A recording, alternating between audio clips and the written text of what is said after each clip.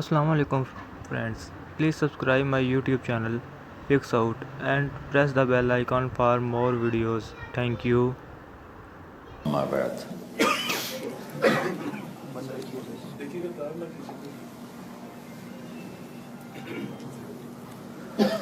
ارکان حج میں اب صرف طواف وداع باقی ہے اور جن کی صحیح رہ گئی ہے میرے جیسوں کی ان کی صحیح باقی ہے. اس کے علاوہ اب باقی چیزیں اللہ کے فضل و کرم سے مکمل ہو چکی ہیں. پھر اپنے اپنی ترتیب کے مطابق مدینے کی طرف جانا ہوگا. تو کل انشاءاللہ امید ہے ہماری شفٹنگ ہو جائے گی ہوٹل میں. وہاں پھر ایسے ہمارا مل بیٹھنا وہاں کوئی ایسی شکل ہے نہیں. تو میں شفٹنگ سے پہلے مدینے کے بارے میں تھوڑا سا ہر دفعہ بتایا کرتا ہوں. تو ابھی جنید بھائی اسی سے متعلق کچھ ہمیں کلام سنائیں گے, اللہ کی حمد, اللہ کے نبی کی نعت. پھر اس کے بعد میں آپ کو تھوڑا سا اختصار سے مدینے کی اہمیت, آپ کی شفٹنگ ساری تھوڑی تھوڑی بتا دوں گا. جی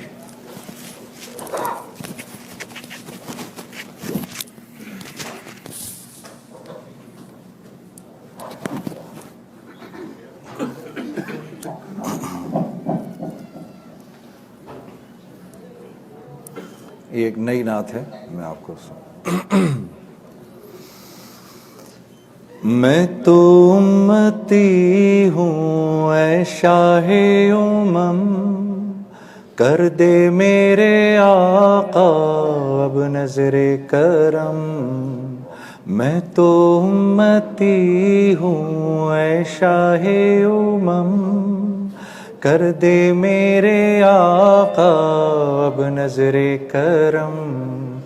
میں تو بے سہارا ہوں, دامن بھی ہے خالی, نبیوں کے نبی تیری شان ہے نرالی. میں تو امتی ہوں اے شاہ امم, کر دے میرے آقا اب نظر کرم.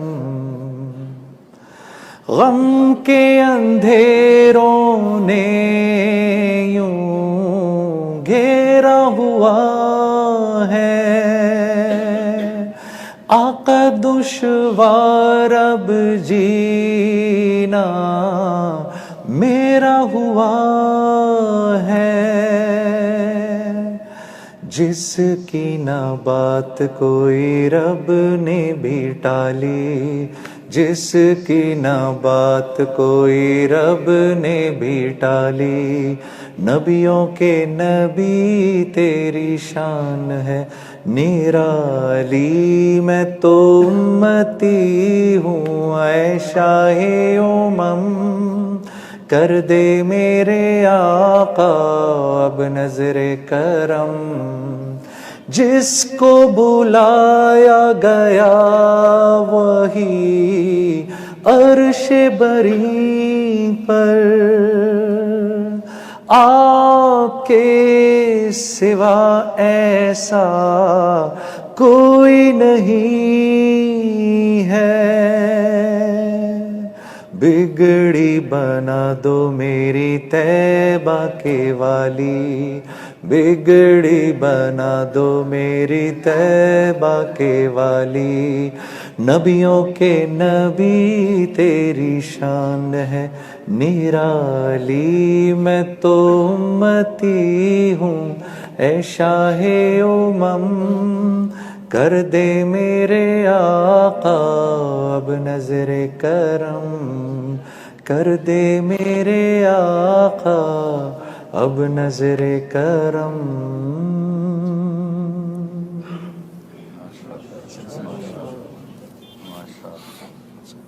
وہ سنا دیں محمد کا روزہ.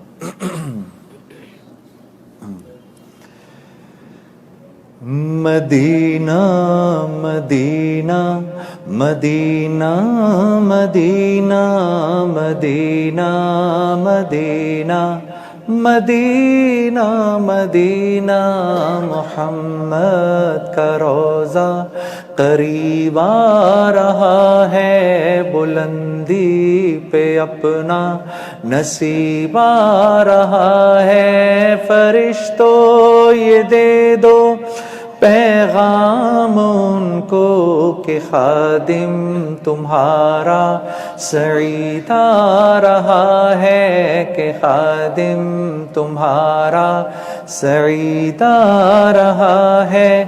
مدینہ مدینہ پڑھیں، مدینہ مدینہ مدینہ مدینہ مدینہ مدینہ بڑا لطف دیتا ہے نام مدینہ، بڑا لطف دیتا ہے نام مدینہ۔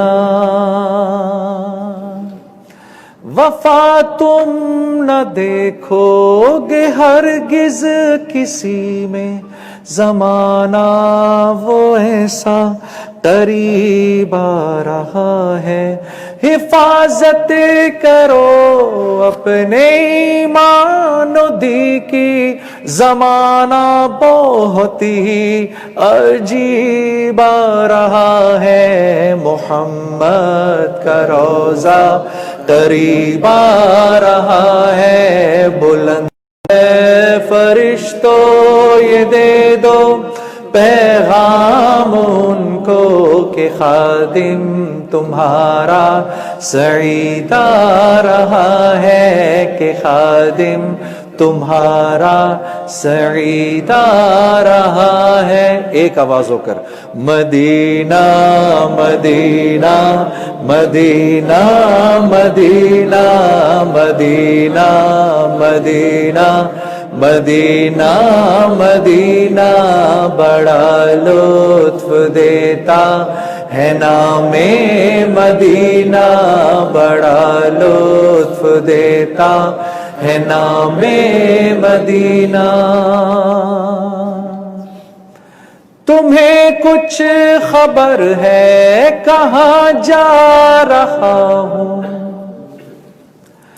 تمہیں کچھ خبر ہے کہاں جا رہا ہوں، رسول خدا ہے وہاں جا رہا ہوں، تمہیں کچھ خبر ہے میں کیا پا رہا ہوں، محبت کا ان کی مزہ پا رہا ہوں، چلو جا کے رہنا مدینے میں اب تو،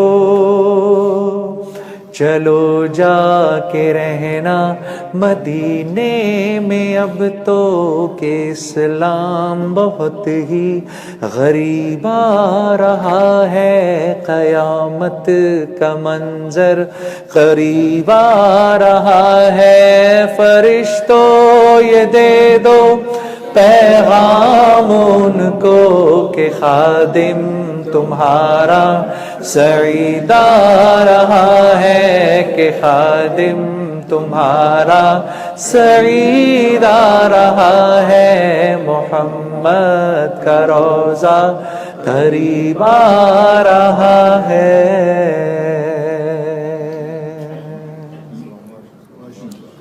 اجازت میرے ہاتھ، کوئی اور سنیں؟ میرا دل بدل گیا۔ یہ تو مصحف کبھی نہیں ختم ہوگا۔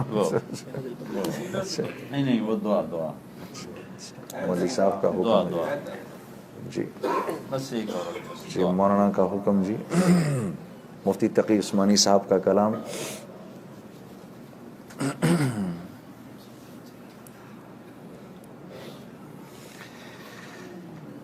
الہی تیری چوکھٹ پر بھکاری بن کے آیا ہوں، الہی تیری چوکھٹ پر بھکاری بن کے آیا ہوں، سراپا فقر ہوں، عجز و ندامت ساتھ لایا ہوں، بھکاری وہ کہ جس کے پاس جھولی ہے نہ پیالہ ہے، بھکاری وہ جسے حرص و ہوس نے مار ڈالا ہے، متاع دین و دانش نفس کے ہاتھوں سے لٹوا کر، سکون قلب کی دولت ہوس کی بھیٹ چڑھوا کر، لٹا کر ساری پونجی غفلت و عصیاں کی دلدل میں سہارا لینے آیا ہوں، تیرے کعبے کے آنچل میں سہارا لینے آیا ہوں، تیرے کعبے کے آنچل میں، گناہوں کی لپٹ سے کائنات قلب افسردہ، ارادے مزمحل ہمت شکستہ، حوصلے مردہ، کہاں سے لاؤں طاقت دل کی سچی ترجمانی کی،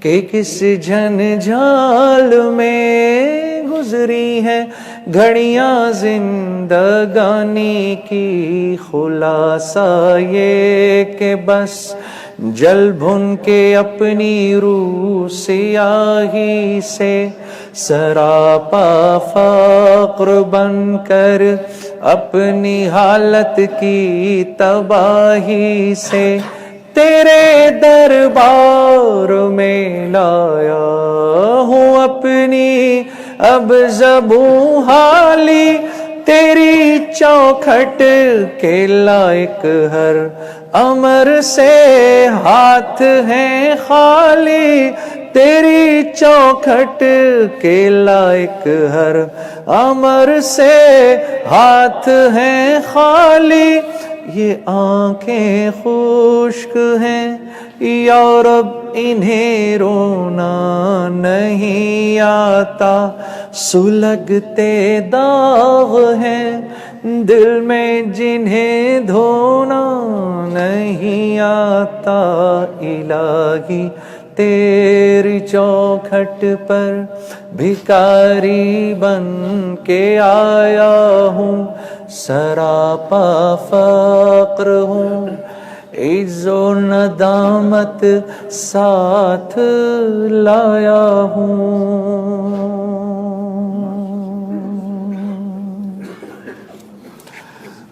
آپ کے ساتھ بیٹھنے کا یہ فائدہ ہے کہ جان جلدی چھٹ جاتی ہے۔ اچھا بس یہ بتائیے بھائی دو شاپ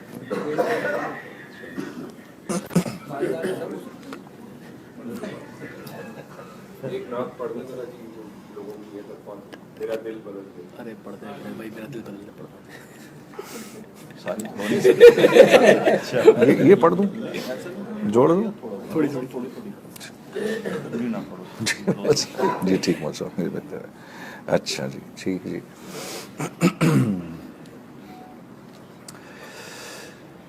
میرا دل بدل دے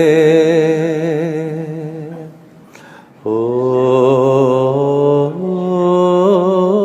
میرا دل بدل دے، میرا غفلت میں ڈوبا دل بدل دے، پڑھیں میرے ساتھ، میرا غفلت میں ڈوبا دل بدل دے، میرا غفلت میں ڈوبا دل بدل دے، خدایا رحم فرما دل بدل دے، میرا غفلت میں ڈوبا دل بدل دے، گناہ گاری میں کب تک عمر کاٹوں، گناہ گاری میں کب تک عمر کاٹوں، بدل دے میرا رستہ دل بدل دے، میرا غفلت میں ڈوبا دل بدل دے، بنا لے اپنا بندہ دل بدل دے، بنا لے اپنا بندہ دل بدل دے، بس ایک یہی تمنا دل بدل دے، میرا غفلت میں ڈوبا دل بدل دے، میں وحدت پلا مخمور کر دے، میں وحدت پلا مخمور کر دے، محبت کے نشے میں چور کر دے، میرا غفلت میں ڈوبا دل بدل دے، او میرا غفلت میں ڈوبا دل بدل دے، میرا دل بدل دے، میرا دل بدل دے، مولاي صل وسلم دائما ابدا على حبيبك خير الخلق كلهم، مولاي صل وسلم دائما ابدا على حبيبك خير الخلق كلهم، نہ کوئی آپ سا ہوگا نہ کوئی آپ جیسا تھا، نہ کوئی آپ سا ہوگا نہ کوئی آپ جیسا تھا، کوئی یوسف سے پوچھے مصطفیٰ کا حسن کیسا تھا، زمین و آسمان میں کوئی بھی مثال نہ ملی، مولاي صل وسلم دائما ابدا على حبيبك خير الخلق كلهم، رسول اللہ حبیب اللہ امام المرسلین، رسول اللہ حبیب اللہ امام المرسلین، کوئی بھی بات ہو ہر حکم ان کا معتبر ایسا کہ ان کا ہاں نہیں کہنا بھی ہے قرآن کے جیسا، کہ ان کا ہاں نہیں کہنا بھی ہے قرآن کے جیسا، حدیث پاک کہلائیں جو باتیں آپ نے کہیں، مولاي صل وسلم دائما ابدا على حبيبك خير الخلق كلهم، اونچا پڑھ دیں ایک بار، مولاي صل وسلم دائما ابدا على حبيبك خير الخلق كلهم، دلیل زندگی وہ ہے کمال بندگی وہ ہے، کوئی بھی دور ہو اس میں معراج آدمی وہ ہے، دلیل زندگی وہ ہے کمال بندگی وہ ہے، کوئی بھی دور ہو اس میں معراج آدمی وہ ہے، وہی تو دین و دنیا ہے جو باتیں آپ نے کہیں، مولاي صل وسلم دائما ابدا على حبيبك خير الخلق كلهم،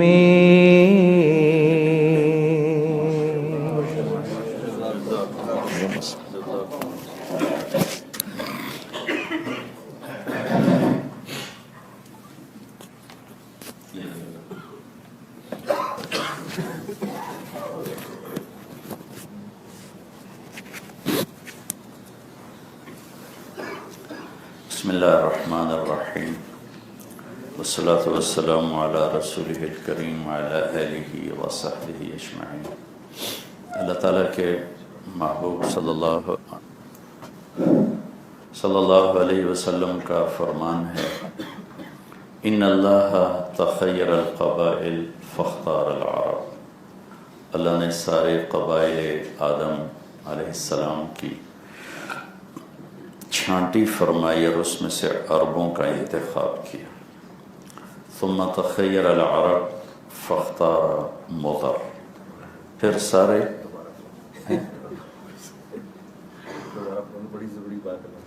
چلو دوبارہ کہہ دیتا ہوں. جناب رسول اللہ صلی اللہ تعالی علیہ وسلم کا فرمان ہے ان اللہ تخیر القبائل فاختار العرب. سارے نسل انسانی کے قبائل میں سے اللہ نے عربوں کو چھانٹا. ثم تخیر العرب فاختار مضر. پھر قبائل عرب میں سے اللہ نے مضر کو منتخب کیا.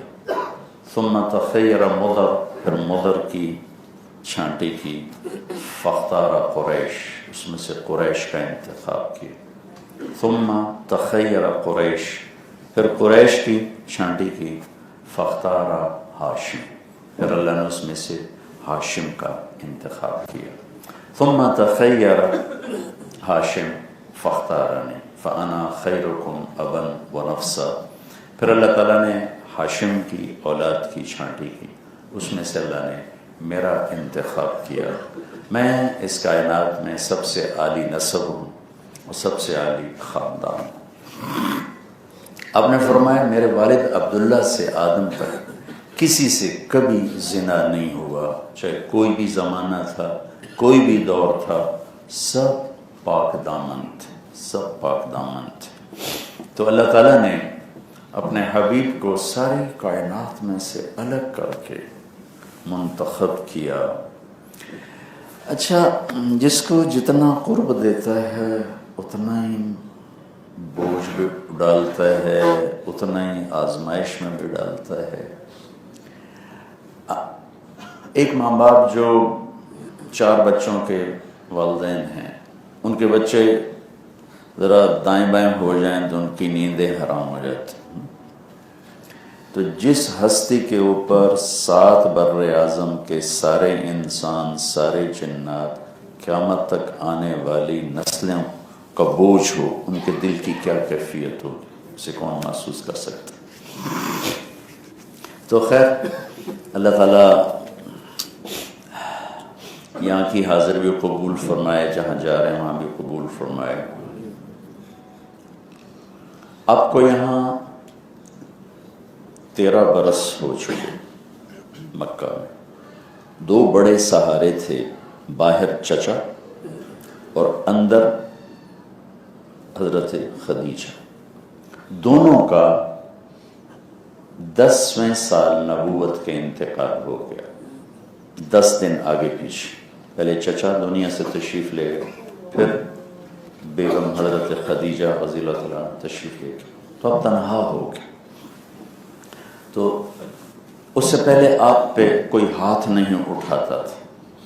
آپ کے چچا کا ایک شیلٹر تھا، کوئی ہاتھ، ویسے گالی گلوچ، برا بھلا کہنا، تانے دینا. اب کے چچا کے جانے کے بعد ابو لہب بنو ہاشم کا سردار بنا. اس نے ایک دفعہ تو غیرت میں اعلان کیا کہ اب میں بھی تیری ویسی کفالت کروں گا جیسے میرا بھائی کرتا تھا.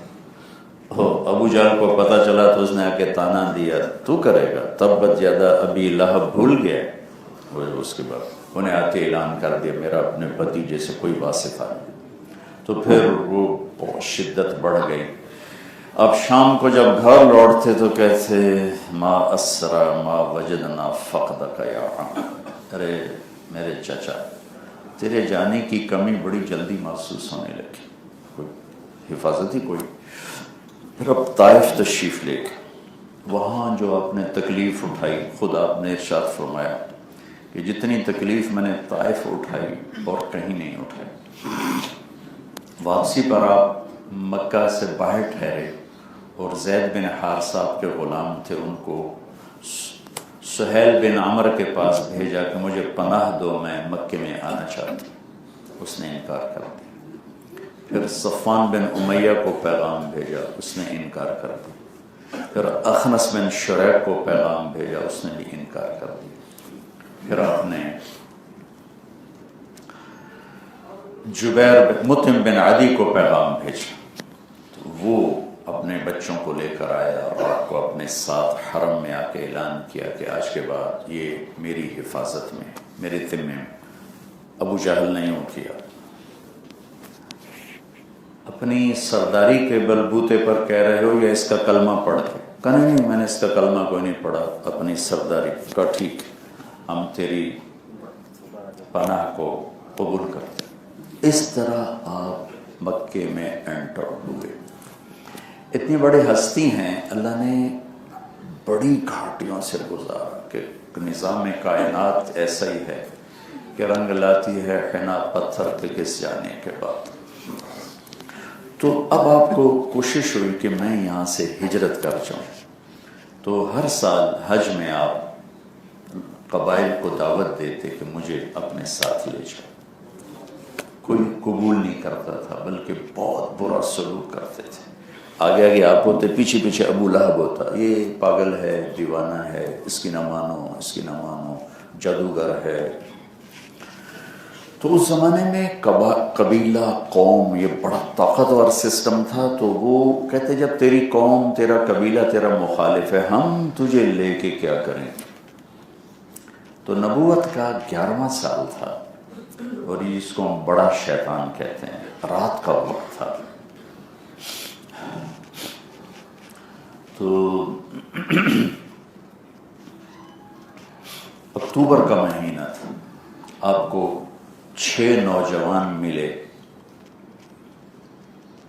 मदीना के, जो उस वक्त यस्रिब कहलाता था। आपने उनसे कहा मेरी बात सुनोगे?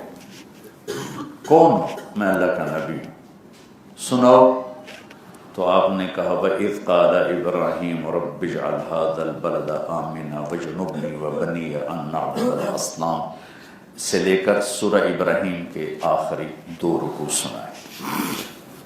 आपस में कहने लगे ये कलाम इंसानी तो लगता नहीं। अरब थे ना, पहचानते थे। ये वो नबी तो नहीं जो यहूदी हमें डराते रहते हैं कि एक नबी आने वाला है और हम उस पर ईमान लाएंगे, फिर हम तुमसे क़िताल करेंगे, कत्ल करेंगे। तो आपस में कहने लगे लगता तो वही है। कहने लगे चलो यहूदियों से पहले कलमा पढ़ लो ताकि हम इनके साथी बन जाए। तो ये 6 नौजवान कलमा पढ़ गए। अबुल हसन बिन तैहान, अब्दुल्ला बिन रवाहा, उबादा बिन सामित, असद बिन ज़ुरारा, साद बिन रबी, नौमान बिन हारिसा। 3 औस के, 3 खजरज। नसीब इनका था मूसा अलैहिस्सलाम जब हज करने आए। ये जगह आबाद कैसी हुई? मूसा अलैहिस्सलाम जब हज करने आए, वापस जा रहे हैं, मदीना से गुजरे, आपके 3 सहाबा बड़े उलमा, कुरैज़ा, नज़ीर और कैनुका, ये भाई थे। ये कहने लगे ये वो जगह लगती है जहां आखिरी नबी आएगा, ऐसी पहचान। तो मूसा अलैहिस्सलाम से कहने लगे इजाज़त हो तो हम यहाँ रह जाएं ताकि हमारी नस्लें जब वो आएंगे तो उन पर ईमान लाएंगे। इजाज़त दी थी। आगे चले तो खैबर से गुजरे। वहाँ कुछ लोगों ने, चूँकि खैबर और मदीने का जोग्राफिया मैं गया हूँ, खैबर भी गया हूँ, मदीना मिलता जुलता, तो कुछ मूसा अलैहिस्सलाम के सहाबा ने उसको समझा कि ये वो जगह है, तो इजाज़त लेकर वो वहाँ आबाद हो गए। इस तरह ये आबादी चली और इसका नाम रखा गया यथरिब। यथरिब कहते हैं गम को। गम, वतन छोड़ा, घर बार छोड़ा, अपने कौम कबीले को छोड़ के 3 ख़ानदानी आके बैठ गए, तो उसी की मुनासबत से इसका नाम यथरिब, गम। मेरे नबी ने उसका नाम बदल के मदीना रख दिया, चूँकि आप गलत नाम को फ़ौरन बदल देते थे। बहुत नाम का बहुत ख्याल करते थे। एक छोटा सा वाक़या, अपने एक शख्स से कहा अब बकरी का दूध निकाल के लाओ। जब वो खड़ा हुआ तो आपने कहा तेरा नाम क्या है? कहा जी मेरा नाम है हर्ब, लड़ाई। आपने कहा भाई तू बैठ जा। دوسرا کہ میں لاؤں کہ جاؤ. ہاں تیرا نام کیا ہے؟ کہ جی مرہ. مرہ کہتے ہیں کڑوے کو. میاں تم ہی بہ جا. تیسرا کھڑا کہ جی میں جاؤں. کہ تیرا نام؟ کہ جی یعیش. یعیش زندہ باد. یوں کہہ لو زندہ باد. قریب قریب ترجمہ. ہاں تم جاؤ. اتنا خیال فرماتے تھے. ایک سفر سے واپسی ہو رہی, جہاد کا سفر ہے, صحابہ کی پوری جماعت ساتھ ہے. سامنے راستہ 2 پہاڑوں میں آ گئے. تو آپ نے لوگوں سے پوچھا مقامی, ان پہاڑوں کا کوئی نام ہے یا بے نام ہے؟ کہا جی نام ہے. کہا اس کا نام ہے فازے, اس کا نام ہے مخزی.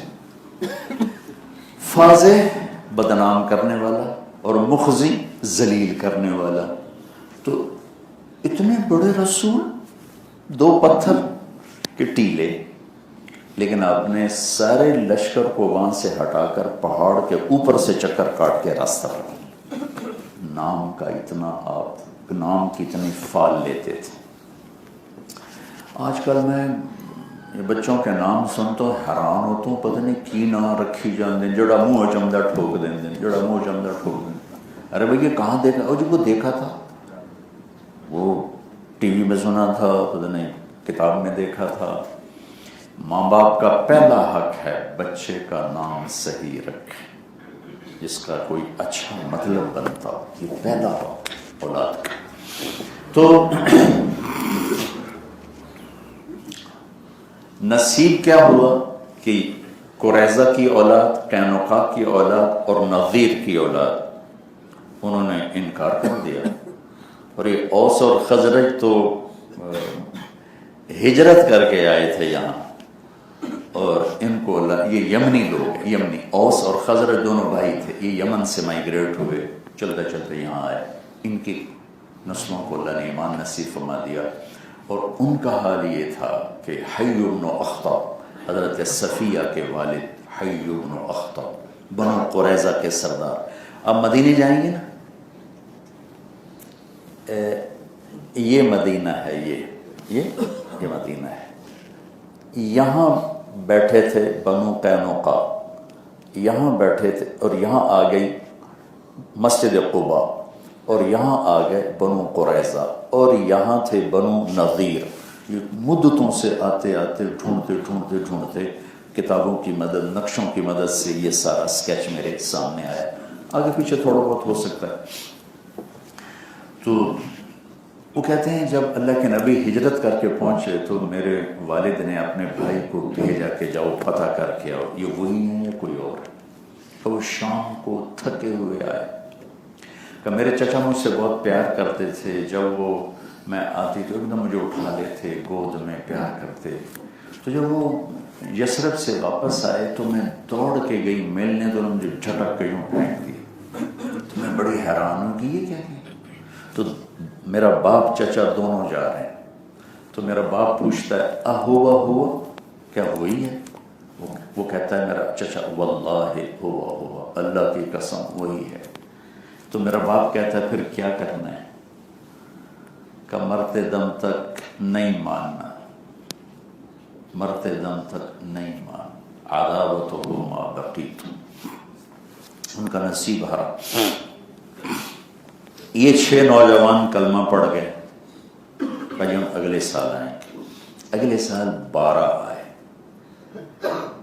5 ان میں سے اور 7 اس کے علاوہ, اور بیعت ہوئی یہاں منا میں. اس سے اگلے سال 72 آئے.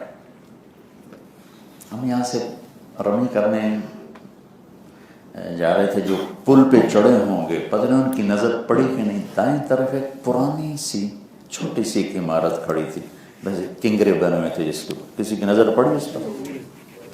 یہ وہ جگہ ہے جہاں 72 آدمیوں نے اللہ کے نبی کے ہاتھ پر بیعت فرمائی. یہ پہلے بالکل پہاڑوں میں گھری ہوئی تھی. تو موجودہ حکومت کو اللہ جزائے خیر دے, انہوں نے حجاج کی سہولت کے لیے بڑے بڑے پہاڑ یہاں سے ہٹ, یہ سارے پہاڑ ہی پہاڑ تھے جیسے صاف کر, اور وہ جگہ کھل کے سامنے آ گئی. یہاں 70 مرد 2 عورتیں, ام منی ام عمارہ, اور 70 मर। ये 72 अफराद आधी रात के बाद मिना की रातों में 11वीं थी, 12वीं थी या 13वीं थी, जमा हुए और यहाँ आकर बैठ। हज़रत अब्बास आपके चचा भी साथ थे। तो हज़रत अब्बास कहने लगे कि यसरिब वालों, एक बात सोच लो, ले जा रहे हो तो सारा अरब दुश्मन बनेगा, उसका मुकाबला कर सकते हो तो ले जाओ, और अगर छोड़ देना है तो आज ही छोड़ दो। तो बरा बिन मारूर ये खड़े हुए, कहा या रसूलल्लाह इजाज़त हो तो मैं जवाब दूं, आपके चचा के शान में कोई गुस्ताखी भी नहीं करूँगा, जवाब भी दूँगा। तो हमने कहा जवाब दो। तो वो कहने लगे कि अब्बास, चूड़ियाँ हमने भी नहीं पहनी आज तक, हमारा नगमा भी तलवारों की झंकारी है, जब अरब आएगा तो उन्हें पता चलेगा कि मर्दों से पाला पड़ा है, औरतों से नहीं। और किसी ऐसे शख्स का कलमा पढ़ना जिसको उसका ख़ानदान ना माने, कितना मुश्किल काम है। जब ये कर लें तो वो भी कर लें। तो आप बड़े खुश हो गए। तो वो कहने लगे या रसूल अल्लाह, आप बताइए आपकी शर्तें क्या है। आपने कहा तुतीऊननी फिल मनशत वल मकरह, मेरे ऊपर मेरी मानोगे चाहे जी चाहे ना चाहे। वतमनऊनी, मेरी हिफाजत करोगे जैसी अपने जान माल की करते। वतुनफिकून अलैया फिल उस्र वल युस्र, और मेरे कहने पर माल खर्च करोगे तंगी में भी और फराखी में भी। तअमुरून बिल मारूफ व तनहून अनिल मुनकर, भलाई फैलाओगे बुराई मिटाओगे। वतुजाहिदून फी सबीलिल्लाह, पर मेरे पैगाम को लेकर दुनिया में भी जाके जिहाद करोगे। वला तखाफून फिल्लाहि लौमत लाइम, फिर मेरी और मेरे रब की मानने में जब लान तान आए तो फिर उसको बर्दाश्त करोगे। मैंने कहा ये तो मसला ही कोई। हाथ बढ़ाएं। जब आपने हाथ बढ़ाया तो एक अंसारी साहबी खड़े, ठहर, अपनी कौम से कहा ठहर जा। उनका नाम भी अब्बास है, अब्बास इब्न मिरदास। कहने लगे देखो ये हस्ती अपनी कौम में है, इनकी कौम अच्छा करे बुरा करे उन पर कोई बड़ा ऐब नहीं आएगा, लेकिन हम पराई कौम हैं, इनको लेके जा रहे हैं। और ये याद रखना, कल तुम्हारे बच्चे यतीम होंगे, तुम्हारी औरतें बेवा होंगी, तुम्हारे बाग उजड़ेंगे, घर लुटेंगे।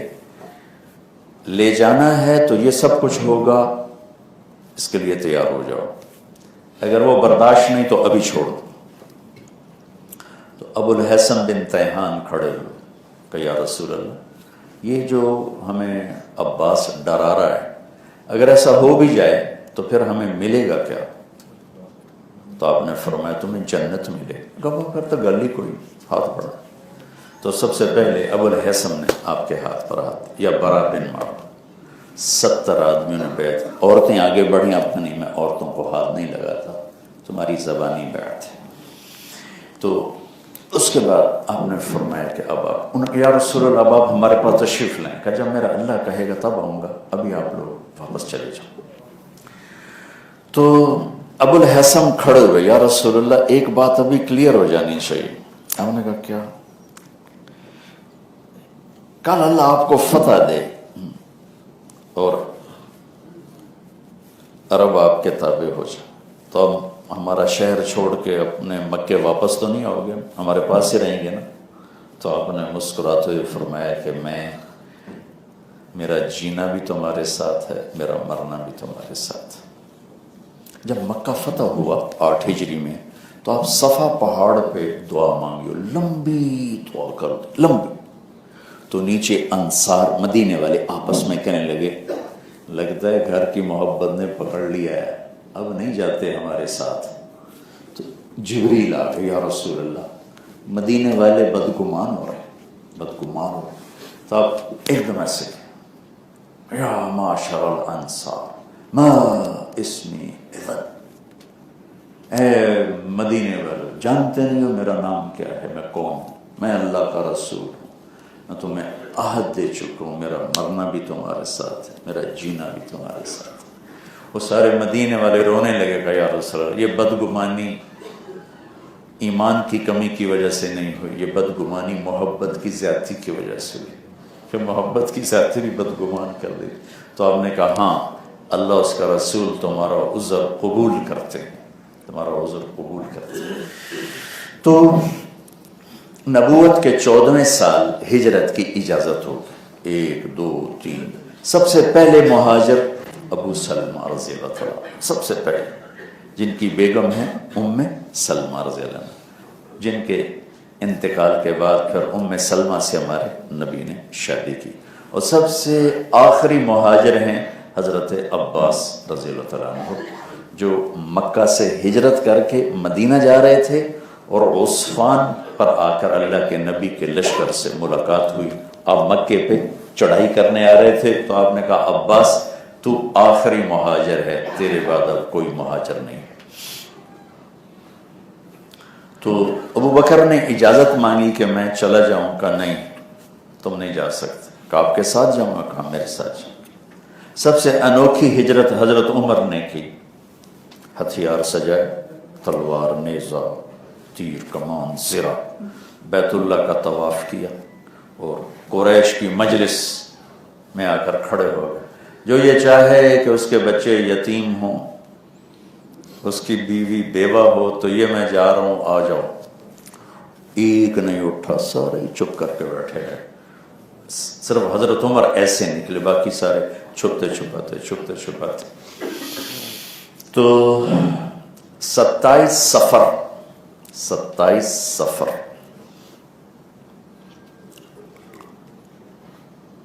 نبوت کا 14واں سال، شب جمعہ، اور ستمبر کی 13 تاریخ 622 عیسوی، آپ نے ابو بکر کو بلا کے فرمایا آج ہماری بھی روانگی ہے، کہ ابو جہل نے ساری میٹنگ بلا کر یہ فیصلہ کیا کہ یہ آہستہ آہستہ نکلے جا رہے ہیں، لہذا ایسا کرو آج رات ہر قبیلے کا ایک آدمی اس کے گھر کو گھیرے میں لے لو، جب صبح نکلے اس کو قتل کرو، تاکہ کسی ایک قبیلے پر قتل آئے نہیں تو سارے قبیلوں کا بنو ہاشم مقابلہ کر نہیں سکتے، تو اس طرح ہمارا کام بھی ہو جائے گا اور کوئی جنگ میں نہیں ہوگی۔ جبریل نے آ کر کہتے کہ آج آپ نے نکلنا ہے، آپ نے حضرت علی کو اپنے بستر پر لٹایا، ستمبر کا مہینہ تھا، گرمی تھی، اور چادر اوڑھا تھی، اور آپ باہر نکلے اور یہ آیت پڑھی وَجَعَلْنَا مِن بَيْنِ أَيْدِيهِمْ سَدًّا وَمِن خَلْفِهِمْ سَدًّا فَغَشَيْنَاهُمْ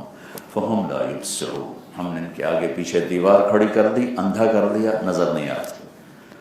باہر نکلے تو شیطان نے نعرہ لگا، وہ اندھے ہو گئے، آپ نکل گئے، اور نکل گیا تمہارا مطلوب، نکل گیا۔ تو انہوں نے ایسے ایسے آنکھیں چوندی آ گئی، تو ایسے دیکھا تو حضرت علی کو لیٹے ہوئے تھے، تو چند ایک نے پتھر اٹھائے اور مارے تاکہ یہ چہرے سے کپڑا ہٹائے، تو پتھر لگتے رہے، حضرت علی ہائے ہائے کرتے رہے، کپڑا نہیں ہٹایا۔ صبح جب ہوئی حضرت علی اٹھے، اچھا دیکھو اس جاہلیت کی انتہا ہے، گھر میں گھس کے قتل نہیں کرتے تھے، گھر میں داخل ہو کے کسی کو قتل نہیں، اس لیے تو باہر کھڑے تھے، اندر نہیں گئے، نہ عورت پہ ہاتھ اٹھاتے تھے نہ بچے پر، اور گھر کے اندر جا کے وار نہیں کرتے تھے، باہر للکار کے وار کرتے تھے، لہذا وہ انتظار کرتے تھے۔ جب حضرت علی اٹھے تو انہوں نے پٹائی شروع کر دی، کہنے لگے ہمیں تو رات ہی شک پڑ گیا تھا کہ یہ محمد نہیں ہے، کہ اس کو تو جتنے مرضی پتھر مار وہ ہائے نہیں کرتا تھا، تو ساری رات ہائے ہائے کرتا رہا، ہمیں شک تو پڑ گیا تھا کہ یہ وہ نہیں ہے، بتا کدھر ہے، کہ مجھے کیا پتا، میں تو اندر پڑا ہوں۔ تو ابو بکر رضی اللہ تعالیٰ عنہ نے عرض کیا، یہاں سے قریب ہے غار ثور، جبل ثور، تو یہ یمن کا راستہ ہے اور ادھر مدینے کا راستہ، یعنی یوں آپ ادھر، ابو بکر ادھر لے کے گئے، یا رسول اللہ پہلے میں نے ایک غار ڈھونڈا ہے، پہلے ہم وہاں جا کے چھپتے ہیں جب ہماری تلاش مدھم پڑ جائے گی پھر ہم چلیں گے۔ تو میرے نبی پنجوں پہ چل رہے تھے، پنجوں پر، کہ پاؤں اگر پورا پڑ گیا تو کھوجی نشان کو دیکھتا ہوا پہنچ نہ جائے۔ ہمارے بچپن میں، ہم دیہاتی لوگ ہیں، یہ کھوجی ایک علم تھا جو میں نے اپنی آنکھوں سے دیکھا ہے کہ کچی سڑکیں ہوتی تھیں نا، وہ پاؤں کو دیکھتے دیکھتے دیکھتے دیکھتے اگر 100 میل بھی پاؤں کا نشان ہے پہنچ جاتے تھے۔ میرے دادا کے چھوٹے بھائی کے اونٹ چوری ہو گیا۔ اونٹ چوری ہونا کوئی بڑی بات نہیں تھی، لیکن یہ ذلت کی بات تھی کہ ایک بڑے سردار کا اونٹ چوری ہو گیا، یہ ذلت کی بات۔ اٹھتا ہمیں جتنے مرضی چوری ہو جاتی۔ یہ میں آپ کو اپنے گھر کا واقعہ بتا، میرے دادا نے کھوجی ساتھ لیے اور اس پاؤں کے نشان پر چلتے چلتے چلتے دیرہ غازی خان کراس کر کے چوٹی پہنچے۔ چوٹی میں جا کر اونٹ مل گئے۔ یہ کوئی 200 کلومیٹر کا سفر تھا، کچی سڑکیں تھیں۔ یہ اتنا بڑا علم تھا، یہ اتنا بڑا علم تھا۔ جب وہ لغاری سردار تھا اس کے پاس پہنچے، کہا میاں میرا اونٹ آیا تیرے کو، اسا کہ آیا تھا پر میں چوری کدی واپس نہیں کی تھی۔ تو کہنے لگا کتوں ہیں؟ میں کہا میں تلمبے ہوئے ہیں۔ میاں گانے نو جاننا ہے؟ میرے پردادا گہنا کہتے ہیں جو گلے کا ہار ہوتا ہے، وہ نام تو اس کا غلام محمد تھا، لیکن اب نہیں نا، وہ صفات کی وجہ سے گانا گانا کہلاتا تھا۔ میاں گانے نو جاننا ہے کہ وہ میرا پیو ہے؟ کہ اچھا پھر اے بھی لے جا تو ایک ہور بھی لے جا، 2 اٹھ دینا۔ میرے دادے پوچھے وہ کس لیے؟ کہ ایک دفعہ تلمبے پولیس نے مجھے پکڑ لیا تھا، میں گیا ہوا تھا اپنی ریکی پر، تو میں نے سپاہیوں سے پوچھا کہ یہ تھانے دار کس کی مانتا ہے؟ انہوں نے کہا یہاں ایک زمیندار ہے میاں گانا، اس کی مانتا ہے۔ تو کہا میں نے تیرے باپ کو پیغام بھیجا، ایک سپاہی کیا تو وہ آ گیا، تو میں نے اسے کہا چور میں ہوں لیکن اس علاقے کا نہیں ہوں، باہر کا ہوں، تو مجھے چھڑوا دیا۔ اس نے تھانے دار سے کہا، اس نے مجھے چھوڑ دیا، تیرے باپ کا ایک احسان میرے اوپر ہے، لہذا اپنا اونٹ بھی لے جا اور ایک تحفہ بھی لے۔ میں بھی کسی چوری دلائے گا دیتے ہوئے۔ یہ میں نے آپ کو کھوج، اور میرے بچپن میں وہ لوگ زندہ تھے، پتھروں پر نشان تھے اور کھوجی صبح پہنچ گئے، اور صرف پنجوں کا نشان۔ ابو بکر کبھی آگے چلتے کبھی پیچھے چلتے، کبھی آگے چلتے کبھی پیچھے چلتے۔ تو آپ نے کہا یہ کیا کر رہے ہو؟ کہ یا رسول اللہ جب خیال آتا ہے کوئی دشمن آگے چھپا ہوا ہوگا تو میں آگے ہو جاتا ہوں، جب خیال آتا ہے کوئی دشمن پیچھے سے وار کر دے گا تو میں پیچھے ہو جاتا ہوں۔ اس طرح کر کے جب پہاڑ پر پہنچے تو انگلیاں پریشر لے لے کر زخمی ہو چکی تھیں، تو اس ایسے پہاڑ ہے سیدھا، تو آپ سے نہیں چڑھا گیا۔ تو ابو بکر نے آپ کو اپنی کمر پر اٹھایا اور سارا پہاڑ لے کر اوپر گئے، اور آپ کو باہر کھڑا کیا، خود اندر گیا، غار صاف کیا، سوراخ بند کیے، پھر کچھ سوراخ باقی تھے، پگڑی اتار کے پھاڑ کے ان کو بند کیا، پھر کچھ باقی تھے، کرتا اتار کے پھاڑ کے ان کو بند کیا۔ ایک سوراخ باقی تھا جس میں سانپ تھا، اس سوراخ نے پیڑی کو رکھ دیا۔ یا رسول اللہ تشریف لائے، آپ کو تو اندھیرے میں پتہ نہیں چلا، تھوڑی سی روشنی ہوئی تو آپ نے کہا ہے ابو بکر تیری پگڑی تیرا کرتا کیا ہوا؟ تو انہوں نے دیکھا یا رسول اللہ یہ سوراخ تھے میں نے بند کیے، کوئی تکلیف دہ چیز نہ ہو۔ ایک دم آپ کی آنکھوں میں آنسو آ گئے، آپ نے کہا اللہ میں ابو بکر سے راضی ہوں، تو بھی اس سے راضی ہو جائے اور اس جنت میں میرا ساتھی بنا دے۔ تو اسی وقت جبریل نے آ کر خوشخبری سنائی کہ اللہ ابو بکر سے راضی ہو گئے اور جنت میں آپ کا ساتھی بنا دی۔ صبح کھوجی چلے اس طرف، پاؤں کا نشان ہے، اس سے پہلے اللہ تعالیٰ نے ایک بیل اگائی اور اس میں مکڑیوں کو پھیلا دیا، انہیں جالا تن دیا سارا، اوپر پہنچے تو ابئی وہ کہنے لگا یہ ہیں پاؤں کے آخری نشان۔ ابئی بن خلف کہنے لگا تیرا ستیہ ناس، کیا دیکھ رہے ہو مکڑیوں کا جالا، یہ تو محمد کی پیدائش سے بھی پہلے کا، کدھر لے کے آ گئے؟ مجھے نہیں پتا، میری نظر یہیں تک۔ تو ابو بکر رضی اللہ عنہ گھبرا گئے، یا رسول اللہ اب کیا ہوگا، اب کیا ہوگا؟ ان ان اللہ معنا، اللہ ہمارے ساتھ. تو ابی بن خلف نے وہیں اس کے نا دہانے پر بیٹھ کے اندر منہ کر کے پیشاب کی. تو آپ نے کہا دیکھو اگر یہ ہمیں دیکھتا تو یہاں یہ کام کرتا، ہمارے ان کے درمیان اللہ حائل ہے. ایک فرق بتاتا ہوں. موسیٰ علیہ السلام کی قوم نے 40 برس صحبت اٹھائی، 2 نبیوں کی 40 برس، اور معجزے دیکھے موسیٰ علیہ السلام کے ہاتھوں، اللہ کی قدرت. سامنے آ گیا سمندر، پیچھے آ گیا فرعون. اور بڑی بڑی 9 نشانیاں دیکھنے کے بعد کہنے لگے انا لمدرکون. نہ موسیٰ علیہ السلام کو ان کو یاد رہے، نہ ہارون علیہ السلام یاد رہے، انہیں اپنی پڑ گئی. کہنے لگے موسیٰ مروا دیا نا تو نے ہمیں پہلے ہی پتا تو مروا کے ہی چھوڑے گا. یہ ان کی بنو اسرائیل کی اللہ عکاسی کر رہا ہے کہ انہیں اپنی پڑ گئی. تو اس پر موسیٰ علیہ السلام کا کلا کا مطلب ہے ہرگز نہیں، لیکن زبان حال یہ ہے کہ ہونا تو یہی چاہیے، یا تمہیں سمندر ڈبو دے یا تمہیں فرعون مار دے، لیکن ان معی ربی، میرا رب میرے ساتھ ہے، راستہ دکھائے گا.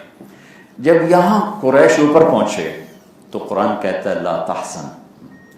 ابوبکر صدیق کو اپنا فکر ہوتا تو قرآن کہتا ہے لا تخف، ابوبکر ڈرو نہیں، اللہ ہمارے ساتھ.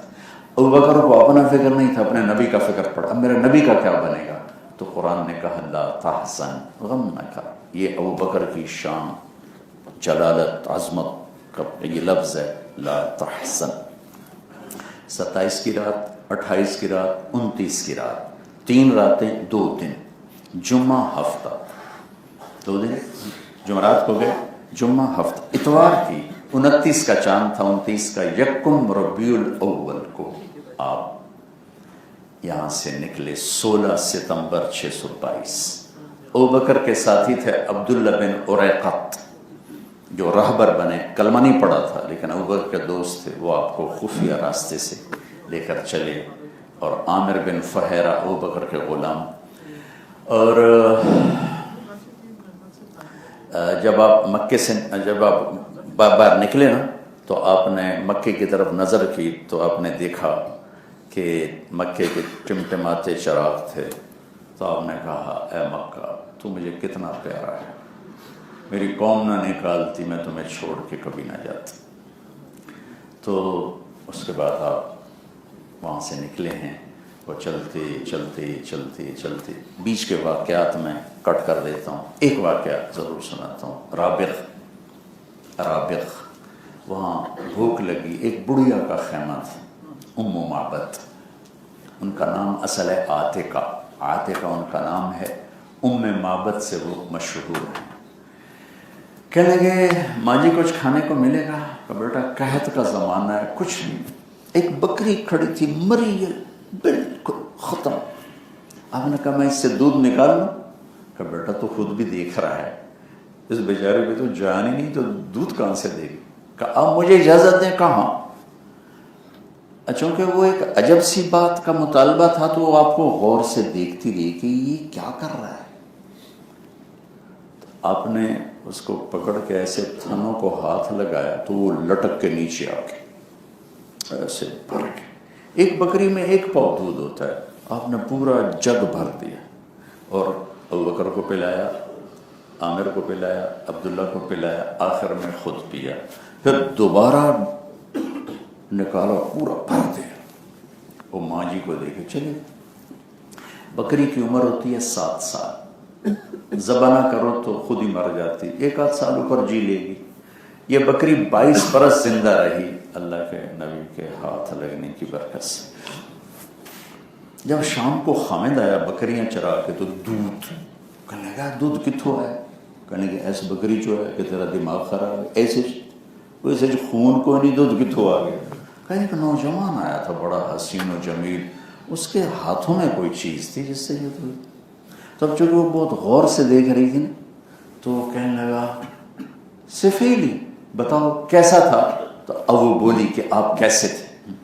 کوئی یوسف سے پوچھے مصطفیٰ کا حسن کیسا تھا، تو اس میں مجھے یہ واقعہ یاد ہے کہ میں یہ سناؤں گا ان کا. تو انہوں نے کہا رأیت رجلا ظاہر الوضاء أبلج الوجه حسن الخلق لم تعبه ثجلة لم تزري به سعلة في عينيه دعج في صوته صح في لحيته كثاثة في عنقه سطح وسيم قصيم إن تكلم علاه البهاء وإن سكت علاه الوقار وهو أنذر الثلاثة. کیا الفاظ، سبحان اللہ.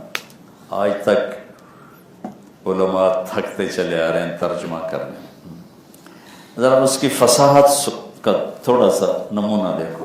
کہنے لگے ابو معبد میں تمہیں کیا بتاؤں، مجھے یوں لگا اس کو دیکھ کر جیسے 14ویں کا چاند ہی کپڑے پہن کے زمین پہ آ گیا. مجھے تو یوں لگا جیسے چاند ہی زمین پہ اتر آیا. ابلج الوجه ظاہر الوطن، حسن کا پیکر، نہ پیٹ نکلا ہوا نہ سر سے گنجا، سر سے لے کر پاؤں تک سیدھا جسم. وسیم قسیم، وسیم کسے کہیں؟ جس کو دیکھنے سے جی نہ بھرے اسے کہتے ہیں وسیم. یہ صرف ایک ہی ہستی ہے ہمارے یہاں. قسیم کسے کہیں؟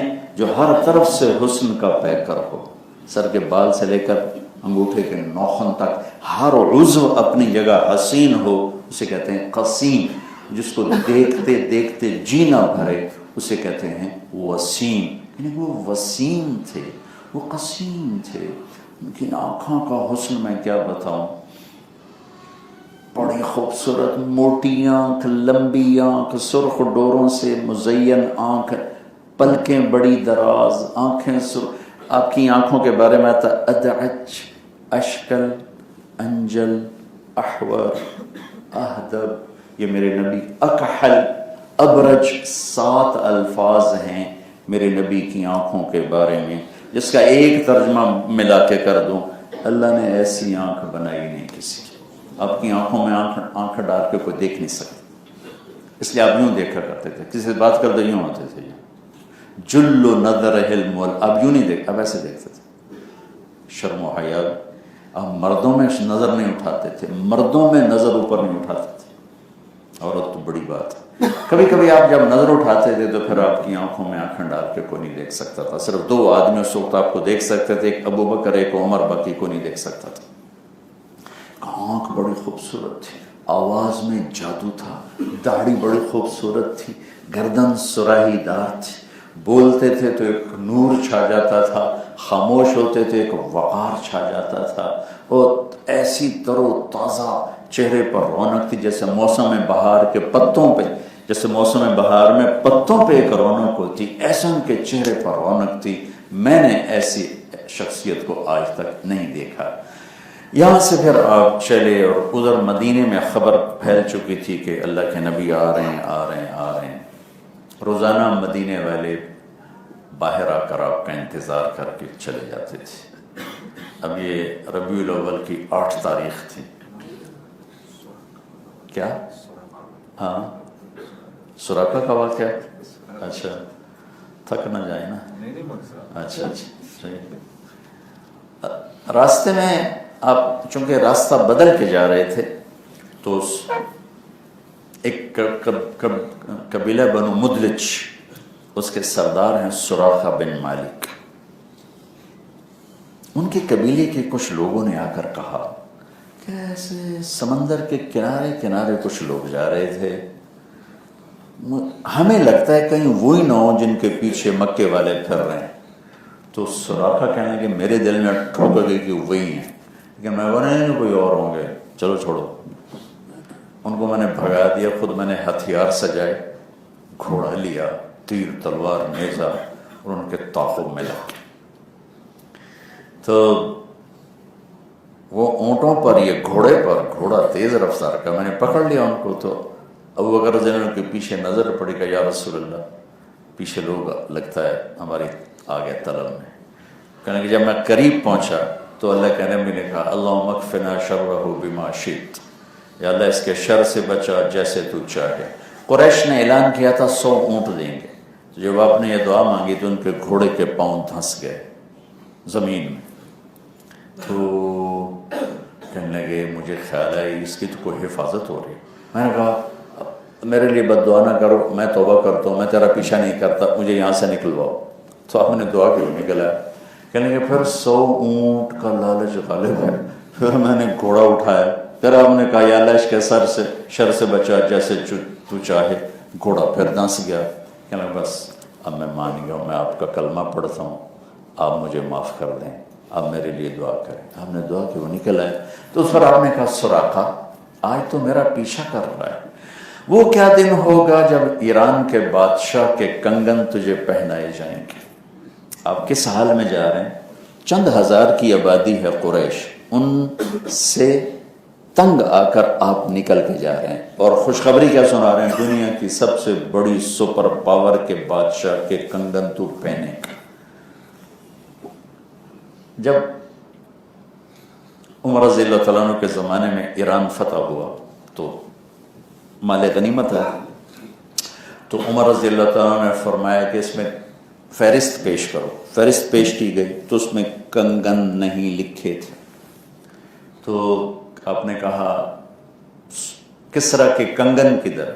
کہا یہ آپ کے سامنے فہرست، کہا اس میں ہے نہیں، کہا پھر نہیں ہوں گے؟ کہا ما کذبت وما کذبت، نہ میں جھوٹ بول رہا ہوں نہ مجھے جھوٹ کہا گیا۔ ابو بکر نے دنیا سے جاتے ہوئے مجھے کہہ دیا تھا کہ میرے سامنے اللہ کے نبی نے سراقہ سے کہا تھا تیرے دور میں اللہ فتح کروائے گا، وہ اس کا حصہ ہے، لہذا پھر سورا مال غنیمت کھولا گیا۔ کسریٰ کا ایک قالین تھا جس پر بیٹھ کے شراب اور رقص کی محفل ہوتی تھی، اس پر ایران کا نقشہ تھا، ہر صوبے کا گورنر اس میں بیٹھتا تھا، اور سینٹر میں کسریٰ بیٹھتا تھا، اور لڑکیوں کا ناچ ہوتا تھا اور شراب کا دور چلتا تھا۔ وہ 1 ایکڑ لمبا چوڑا قالین تھا، 1 ایکڑ۔ تو حضرت عمر نے فرمایا اس قالین کا کیا کرنا ہے؟ بعضوں نے کہا یادگار ہے، رکھ لو۔ حضرت علی نے فرمایا یادگار تو ہے لیکن یہ ظلم کی یادگار ہے، کتنے غریبوں کے خون سے یہ بنا ہے، اسے ٹکڑے ٹکڑے کر کے تقسیم کر دو۔ تو اس کو ٹوٹے ٹوٹے کر کے تقسیم کیا گیا، 1 گٹھ قالین کا ٹکڑا 30,000 درہم میں فروخت ہوا، جس کے حصے میں آیا تھا اس نے جب بیچا تو 30,000 درہم اس کی قیمت تھی۔ اور کسریٰ کا تخت آیا، 170 ہاتھ لمبا، 110 ہاتھ چوڑا، جس پر 53 من اور 23 سیر چاندی سونا لگا ہوا تھا، اور 1200 من چاندی لگی ہوئی تھی، اور اس کا 2.5 من وزنی تاج۔ 2.5 من پاتے کون بہ سکتا ہے؟ کھوتا بھی نہیں پا سکتا بندہ کہیں پا۔ وہ ایک زنجیر کے ساتھ لٹکا ہوتا تھا، سامنے پردہ ہوتا تھا، اس پر تخت پہ بیٹھتا تھا، تاج اوپر فکس کرتے تھے، زنجیر اس کو سہارتی تھی، پھر پردہ ہٹایا جاتا تھا تو اس کو سجدہ کیا جاتا تھا۔ تو اس طرح بہت بڑا خزانہ تھا۔ ڈھونڈتے ڈھونڈتے کنگن نکل آئے، تو آپ نے کہا سراقہ کو بلاؤ۔ سراقہ بیمار تھے اس دن، تو 2 آدمیوں کے سہارے سے لائے گئے، تو حضرت عمر نے خود پہنا ہے کہ یہ آج اللہ کے نبی کا فرمان سچا ہو گیا، تجھے پہنا۔ مدینے والے انتظار کر کے چلے جاتے۔ یہود کا علم دیکھو، 8 ربیع الاول اور 23 ستمبر 622 ہجری، 14واں نبوت کا سال، ایک یہودی بنو قینوقا جو قبا اور مدینے کے درمیان قبیلہ تھا، یہ قبا، یہ قینوقا، یہ مدینہ، یہ یہاں رہتا ہے، یہ اپنے ایک ٹیلے پر چڑھا، چھوٹے چھوٹے پہاڑیاں تھیں، تو اس نے دور دیکھا نا تو قبا سے پرے غبار نظر آیا، غبار، اس نے لوگ نہیں دیکھے، صرف غبار دیکھا۔ اتنا کامل علم تھا ان بد نصیبوں کا کہ انہیں آنے کی تاریخ تک معلوم تھی۔ اس نے مدینے کی طرف منہ کر کے نعرہ لگایا، بنو قیلا تمہارا نبی آ گیا۔ اتنا طاقتور ان کے پاس معلومات کا خزانہ تھا، پر ایمان نہیں تھا۔ تو پھر مدینے والوں نے دوڑ لگائی، تو آپ ایک چٹان کے نیچے بیٹھ چکے تھے، ابو بکر کھڑے ہوئے تھے، ابو بکر کی داڑھی میں سفید بال تھے کافی سارے ہیں، ہم عمر، لیکن اللہ 1-2 سال کا فرق ہے. ابو بکر اللہ کے نبی کی داڑھی کالی سیاہ. تو اب وہ گیس کر رہے ہیں کہ نبی کون ہوگا. دیکھو تو جو چٹی داڑھی ہے یہی نبی ہو گئے. تو سب نے ابو بکر سے مصافحے شروع کر دی. ابو بکر نے نہیں بتایا کہ میں نہیں وہ ہیں. کیوں کہ یہ مصافحے بڑی مصیبت ہے، کار بندے دی باں رہ جاندی. پھر بھی تکبر دا فتویٰ جان نہیں چھڑ رہا. بڑا متکبر ہے، بڑا متکبر ہے. صرف مالداروں سے مصافحہ کرتا ہے، غریبوں سے کرتا ہی نہیں. حالانکہ زیادہ غریب بھی بڑا ظالم. تو آپ نے کچھ نہیں بتایا. سارے مصافحے ہو گئے اور لوگ انہی کے گرد ہیں. اتنے میں چٹان سے ذرا اوپر سورج آ گیا تو صدیق نے دوڑ کے لپٹ کے چادروں پر ایسے پھیلائی. پھر وہ مدینے والوں کو پتہ چلا کہ سارے مصافحے ہی غلط ہو گئے. تو اس کے بعد پھر وہ قبا والے بھی آ گئے، مدینے والے بھی آ گئے. تو آپ کو حضرت ابھی وہ مسلمان نہیں ہوتے، کلثوم بن حدم ان کے گھر میں آپ کو مہمان ٹھہرایا گیا. تو جب آپ تشریف فرما ہوئے تو غلام نے کہا نجی کلثوم رضی اللہ تعالیٰ نجی کھجوریں لاؤ. نجی نوکر تھا. نجی کہتے ہیں کامیاب ہونے والا. تو میں نے پہلے کہا تھا آپ نام سے فال لیتے تھے. آپ نے کہا لو بھی ہماری ہجرت کامیاب ہو گئی، کھجوریں لاؤ. تو وہاں آپ نے ایک روایت 2 ہفتے قیام کیا، ایک روایت 4 دن قیام کیا. یہ جو میں آپ کو تاریخیں بتا رہا ہوں 4 دن کے حساب سے بتا رہا ہوں. 2 ہفتے کے حساب سے تاریخیں اور بنتی ہیں، 4 دن کے حساب سے بتا رہا ہوں. 4 دن آپ نے وہاں قیام کیا اور اس میں مسجد قباء بنائی. اور 12 ربیع الاول اور 27 ستمبر 622 عیسوی اور ہجرت کا پہلا سال شروع ہو چکا ہے. جب حضرت عمر کی سلطنت بہت بڑھ گئی نا تو ابو موسیٰ اشعری نے آپ کو پیغام بھیجا کہ ہمارا کیلنڈر ہی کوئی نہیں، ہمارا کیلنڈر تو بناؤ. تو حضرت عمر نے سب کو جمع کیا کہ ہم اپنا کیلنڈر کیسے بنائیں. کسی نے کہا پیدائش نبی سے، کسی نے کہا فتح مکہ سے، کسی نے کہا فتح بدر سے. حضرت علی نے فرمایا ہجرت سے کہ ہجرت نے حق و باطل کو جدا کیا تھا. تو حضرت عمر نے حضرت علی کی رائے پہ فیصلہ فرمایا. پھر یہ ہوا کہ سال کی ابتدا کہاں سے شروع کریں. تو اکثر کی رائے تھی ربیع الاول سے. تو حضرت عمر نے یہ فیصلہ خود کیا کہ نہیں، محرم سے. جب حجاج اپنے وطنوں کو واپس لوٹتے ہیں تو لوٹتے لوٹتے محرم شروع ہو جاتا ہے. ہمارا سال محرم سے اس کی ابتدا ہوگی. تو مسجد بنائی اور آپ اس کے بعد مدینے کے جمعے کا دن تھا، 12 ربیع الاول تھی. تو آپ مدینے کے نوجوان آئے، آپ کی اونٹنی کو ایسے گھیرے میں لے لیا اور وہاں سے تشریف لے چلے. اور سب سے پہلے محلہ آتا تھا بنو سالم کا، جس میں مسجد جمعہ ہے. وہاں آپ نے پہلی نماز جمعہ ادا فرمائی. اور یہاں بنو قینقاع قریب رہتے ہیں تو ان کے بڑے عالم عبداللہ بن سلام وہ آپ کی تقریر سننے آئے. تو چہرہ دیکھتے ہی کہنے کہ بس ہاں یہ وہی ہیں. پھر آپ کا بیان سنا تو کہنا یہ کلام افشوا السلام واطعموا الطعام وصلوا الارحام وصلوا باللیل والناس نیام تدخلوا الجنۃ بالسلام. فصاحت کی انتہا پر یہ کلام ہے. تو کہنے لگے یہ بول نبی کے سوا کوئی نہیں بول سکتا ہے. ایمان لے آئے عبداللہ بن سلام. جب آگے چلے تو اب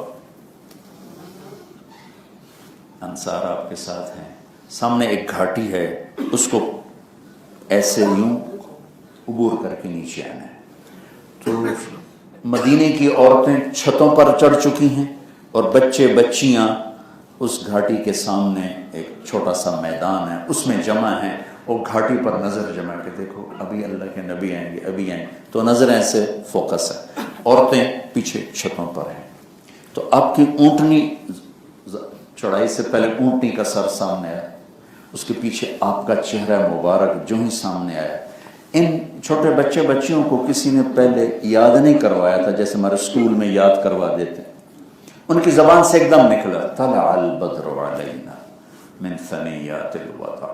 یہ جو نظم ایک چلتی نا یہ بے ساختہ ان کی زبان سے نکلی ساری کہ 14ویں کا چاند آ گیا ہم پر اللہ کا وجب الشکر علینا ما دعا للہ دا جیت شرفت المدینہ مرحبا بک یا خیر دع.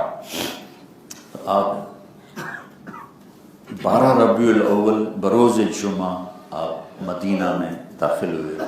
نام یثرب سے ہٹا کے آپ نے اس کا نام مدینہ رکھا. آگے عرب سردار کھڑے تھے انصار، یا رسول اللہ ہمارے پاس، یا رسول اللہ ہمارے پاس، یا رسول اللہ ہمارے پاس.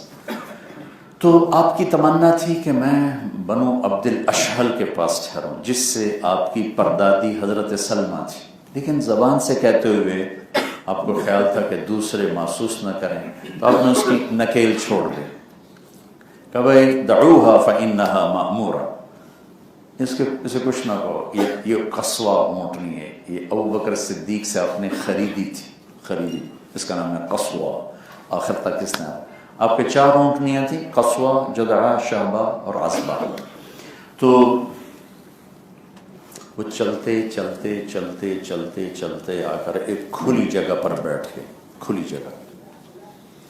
تو آپ نے کہا یہ کس کی جگہ ہے؟ تو اسد بن زرارہ، اسد نے اسعد، وہ جو پہلے 6 میں تھے، کہ یا رسول اللہ یہ 2 یتیم بچے ہیں، سہل اور سہیل، تو یہ ان کی ہے، میں ان کا گارڈین ہوں. تو آپ نے کہا ہم یہاں مسجد بنانا چاہتے ہیں. کہا یار ہمارا گفٹ ہے، یتیموں کا مال گفٹ نہیں ہو سکتا، اس کی قیمت لگواؤ. کہا یا رسول اللہ آپ قیمت لگوائیں ہم اس سے سستا بیچ دیں گے. تو آپ نے قیمت لگوائی تو 7 دینار اس کی قیمت تھی، 7 دینار. تو آپ نے کہا تم نے سستا کہا، ہم مہنگا خریدیں گے، ہم 7 کے 10 دے رہے ہیں. آپ نے 10 دینار دے کر وہ یہ جگہ مسجد والی آپ نے خریدی. یہ تو میں اگلا واقعہ سنا دیا، یہاں یہ واقعہ نہیں ہوا، بات کا میں نے پہلے سنا دیا. اس کے بعد اونٹنی اٹھا اور اس نے یوں دیکھنا شروع کیا، جیسے میں مجمع میں کسی کو پہچاننا شروع، کدھر بیٹھا ہے، دیکھتے دیکھتے نظر جم جا سے یہ بیٹھا ہو. تو اس نے اونٹنی یوں دیکھنا شروع، جدھر بنو نجار تھا نا ادھر وہ چل پڑا. بنو نجار کے، پھر بنو نجار کی آگے سب کاسٹ بنو عبد الاشہل، پھر ادھر گئی اور جا کر ابو ایوب انصاری کے گھر کے سامنے جا کر بیٹھے. تو وہ اللہ تعالیٰ کے نبی کے پہلے میزبان بنے، اور آپ کے گھر بننے تک وہ انہی کے گھر میں آپ نے قیام فرمایا. 10 برس آپ نے وہاں قیام کیا. پھر 11ویں سال آپ نے آ کے، 10ویں سال کے آخر میں آپ نے آ کے حج کیا، اور 11واں نبوت کا سال یعنی ہجری، 11 ہجری 29 سفر عصر کی نماز آپ نے پڑھائی اور جنت البقیع گئے. وہاں سے واپسی پر بخار کی آنچ محسوس ہوئی اور گھر آتے آتے بخار تیز ہو گئی، یا بھی مرض الوفات شروع ہو چکا. میں نے آپ کو جانے کا بتایا، اللہ کے پاس دونوں جمع کر کے بتا دیا کرا، مدینے میں داخل کیسے، مدینے سے باہر کیسے. تو اب بیماری میں بھی اپنے ایک دن آپ کا مقرر تھا اپنی بیگمات کے پاس. اب آپ کی تمنا یہ تھی دل میں، اب 2 ہفتے بیمار رہے. 14ویں کے 15ویں دن دنیا، 29 کو بخار ہوا، 12 کو تشریف لے گئے، تو یہ 14 دن بنتے ہیں. آپ کے جی میں تھا کہ میں بیماری کے دن عائشہ کے گھر گزاروں، لیکن عدل کی وجہ سے اپنی زبان سے نہیں کہہ پا رہے تھے. ہاں اتنا پوچھتے کل کس کی باری ہے، کل کس کی باری. تو ازواج نے سوچنا شروع کیا کہ لگتا ہے منشا یہ ہے. تو حضرت میمونہ کے گھر آپ تشریف فرما تھے، تو پھر آپ نے پوچھا کل کس کی باری ہے.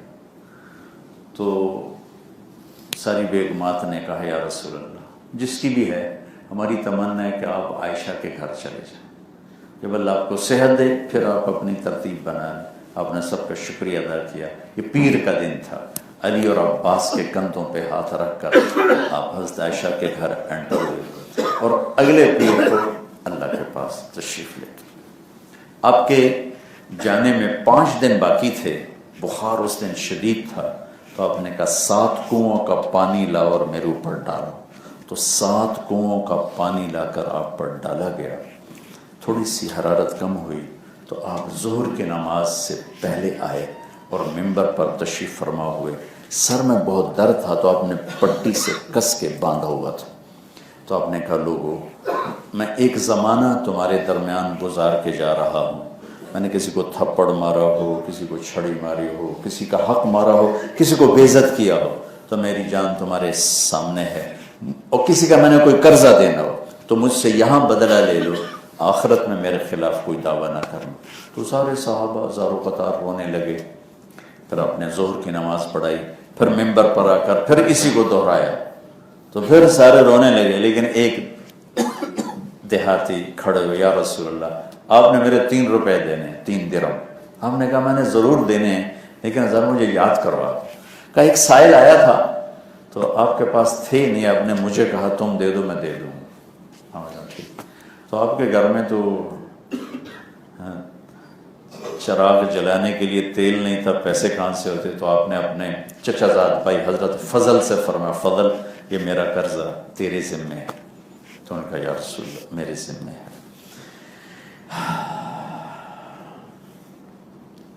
جمعرات تھی تو آپ عشاء کی نماز کے لیے اٹھنے لگے، غش آ گیا اور گر گئے، پھر آپ کو ہوش آیا، نماز ہو گئی؟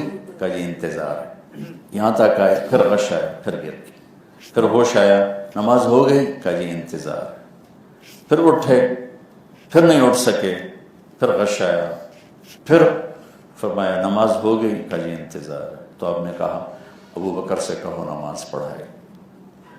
تو ابو بکر پیچھے تھے، عمر پہلی صف میں تھے، تو صحابہ نے اس کو کوئی اتنی اہمیت نہیں دی، ان کا نماز ہی پڑھانی، ابو بکر ابھی ہے نہیں، پھر انہوں نے عمر کو آگے کر دی۔ حضرت عمر نے کی اللہ اکبر، تو آپ نے تکبیر کی آواز سنی، تو آپ نے اتنی بیماری میں اندر سے زور سے فرمایا عمر کو پیچھے کرو، ابو بکر کو آگے کرو، میرے اللہ کا فرمان ہے میرے مصلی پر ابو بکر کے سوا کوئی نہیں کھڑا ہو سکتا۔ تو نماز روکی گئی اور عمر کو پیچھے کیا گیا، ابو بکر کو آگے کیا گیا، اور ابو بکر رضی اللہ تعالیٰ عنہ نے آپ کی زندگی میں 17 نمازیں پڑھائیں، جمعرات، جمعہ، ہفتے کے دن ظہر یا عصر میں آپ مسجد میں تشریف لائیں۔ ابو بکر نماز پڑھا رہے تھے، ادھر سے پتہ چلا کہ آپ آ رہے ہیں، ابو بکر نے پیچھے ہٹنا شروع کیا تھا کہ آپ نماز پڑھیں، تو آپ نے یوں اشارے سے روکا، کھڑے ہو گئے، تو ادھر بیٹھ کر الٹی طرف آپ نے بیٹھ کر ابو بکر کی امامت میں ظہر یا عصر کی نماز ادا فرمائی۔ یہ آپ کی آخری نماز تھی امت کے ساتھ، پھر اس کے بعد آپ باہر نے تشریف لائے، اندر تشریف لے گئے، اور 12 ربیع الاول کو پیر کا دن 633 عیسوی 7 جون گرم دن،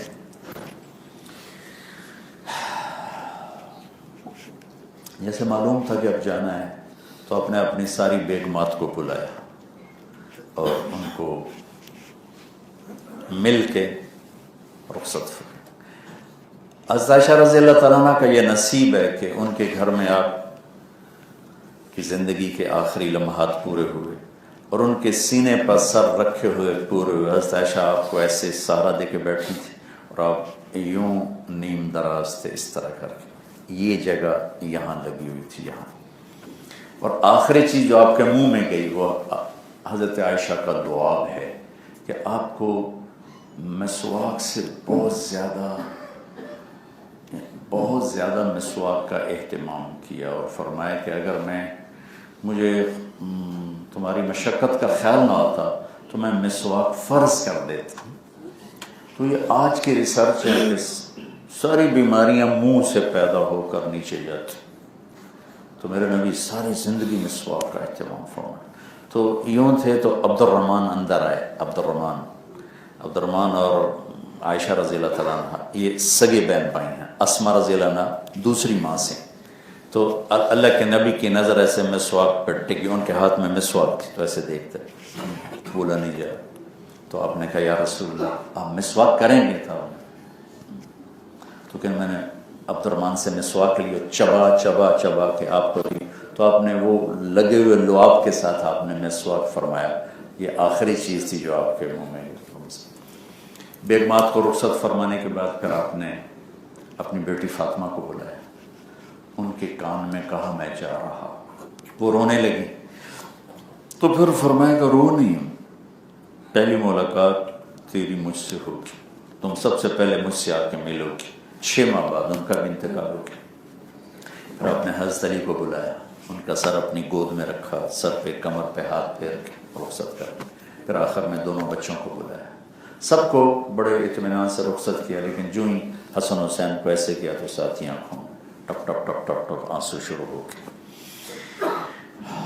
وہ ایک کا زہر میں تڑپنا اور ایک کا نیزے پہ چڑھنا دیکھ لیا ہوگا تو اس لیے آپ آنسوں سے روئے اور روانہ کرتے. 3 دن سے جبریل روزانہ آ رہے تھے, 3 دن سے. یا رسول اللہ, اللہ نے بھیجا ہے کہ آپ کا حال کیا ہے. اگلے دن یا رسول اللہ, اللہ نے بھیجا ہے آپ کا حال کیا ہے. تیسرے دن وہ آ کے پھر کھڑے ہو گئے تو آپ نے فرمایا کیا ہوا. ملک الموت دروازے پر ہے, اندر آنے کی اجازت چاہتے. دنیا میں آج تک کسی کو یہ پروٹوکول نہیں دیا گیا کہ موت بھی پوچھ کے آئے. تو آپ نے کہا آ جائے. تو ملک الموت اندر آیا تو ایک فرشتہ اور بھی ساتھ تھا جو اعزازی طور پر آیا, پھر کبھی نہیں آیا. انہوں نے کہا یا رسول اللہ السلام علیکم. موت کا فرشتہ آپ کو سلام پیش کرتا. وہ کہا یا رسول اللہ, جب سے موت کا کام ذمہ لگا ہے آپ پہلی ہستی ہیں جنہیں میں سلام کر رہا ہوں. میں نے کبھی کسی کو سلام نہیں کیا. آپ پہلی ہستی ہیں جنہیں اللہ نے فرمایا پوچھ کے اندر جان, بن پوچھے نہ جان. آپ پہلی ہستی ہیں, اللہ نے فرمایا آنا چاہیں تو لے آنا, رہنا چاہیں تو چھوڑ کے واپس آ جائیں. سبحان اللہ. آپ نے فرمایا اگر میں کہہ دوں میری جان نکالو تو میری بھی نکال لو گے, آپ کی بھی نکال لو. تو آپ نے جبریل سے پوچھا تم کیا کرتے, تمہاری کیا رائے.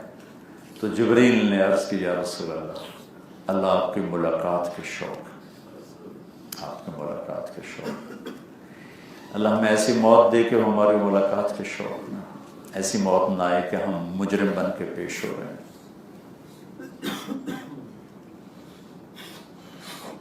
آپ نے فرمایا واپس جاؤ, اللہ سے پوچھ کے آؤ میرے بعد میری امت کے ساتھ کیا کریں. میری بات سمجھ میں, واپس جاؤ میرے بعد میری امت کے ساتھ کیا کریں. میرے رب کی قسم اگر میرے نبی یہ سوال نہ اٹھاتے تو ہم پہ بھی پتھر برستے, ہم بھی بندر خنزیر بنے ہوتے. جو گناہ بڑے اسمال سکیل پر پہلی امتوں نے کیا, ہم نے ان کی انتہا کر دی, انتہا. اور وہ بیچ میں میری امت کے ساتھ کیا کرو. تو جبریل نے واپس آ کے پیغام دیا کہ اللہ کہہ رہے ہیں کہ ہم آپ کی امت کو تنہا نہیں چھوڑیں گے. بس ٹھیک ہے, الآن قرۃ عینی, اب میری آنکھیں ٹھنڈی ہیں. اللہم الرفیق الاعلیٰ, اللہ مجھے اپنے پاس بلا لے. تو حضرت عائشہ نے جب سنا نا الرفیق الاعلیٰ کہنے کہ بس میں نے کہا آج ہمارا کام ہو گیا, اب نہیں رہتے. تو وہ جو چند لمحات تھے جس میں ملک الموت اپنا کام کرنے لگا تھا, تو وہ چند لمحات بھی آپ نے امت کو دی اور 2 باتیں کی, الصلاۃ وما ملکت ایمانکم. اے میری امت, ایک نماز نہ چھوڑنا, ایک اپنے نوکروں پہ رحم کرنا. ایک نماز نہ چھوڑنا, ایک نوکروں پہ رحم کرنا.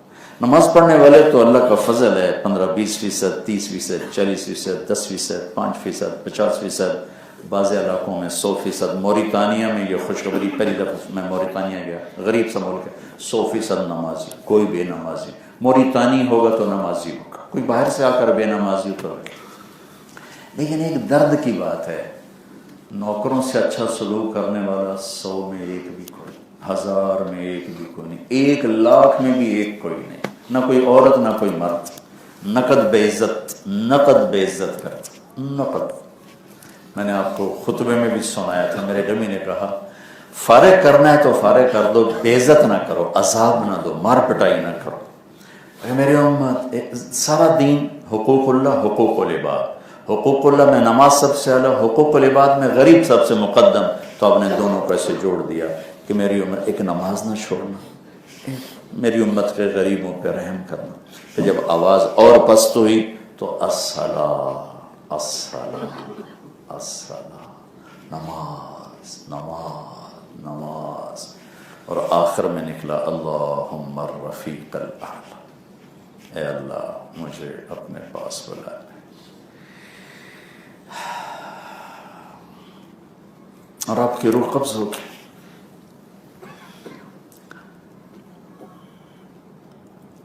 ابو بکر رضی اللہ عنہ کو پتہ چلا، وہ اس وقت آوالی میں گئے ہوئے تھے، ان کی بیوی تھی بیگم بنت خارجہ ان کے پاس، تو وہاں سے دوڑے ہوئے آئے، آپ کے چہرے پر چادر ڈال دی گئی تھی، چادر ہٹائی، آپ کے ماتھے کا بوسہ لیا، چند آنسوؤں کے قطرے گرڑ کا، واہ حبیبہ واہ صفیہ واہ خلیلہ،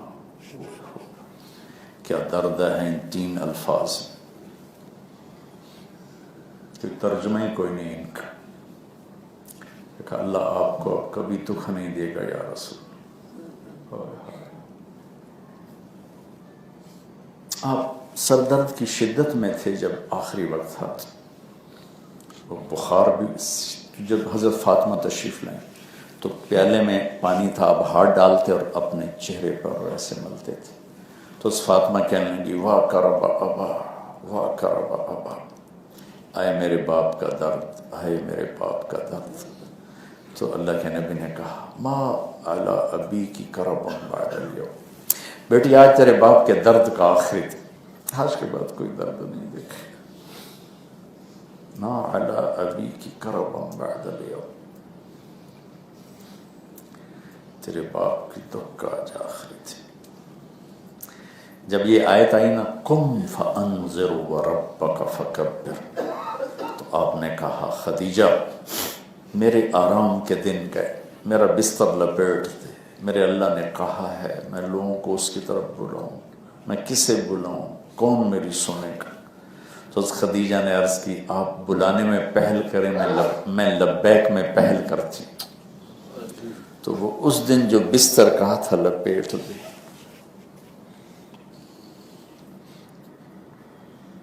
آج کہا آج تیرے باپ کے دکھ کا آخری دن، آج کے بعد تیرا باپ کوئی دکھ نہیں دیکھے گا۔ حضرت حفصہ رضی اللہ عنہ کے گھر میں ایک ٹانٹ تھا جس کو آپ دوہرا کر کے رات کو بچھا دیتی، دن میں سیدھا کر دیتی، ایک رات اس کی ایک تہ اور لگا دی۔ تو آپ نے پوچھا حفصہ میرا بستر تبدیل کر دیا؟ کہ نہیں یا رسول اللہ، وہی تھا، ایک تہ اور لگائی تھا کہ ذرا نرم ہو جائے۔ کہا حفصہ میں اللہ سے رات کو مناجات کرتا ہوں، اس کی نرمی نے مجھے اٹھنے میں ذرا مشقت میں ڈالا، اسے ویسے ہی کر دے جیسے یہ پہلے تھا۔ آج درجات ہیں اور میرا نبی ہے۔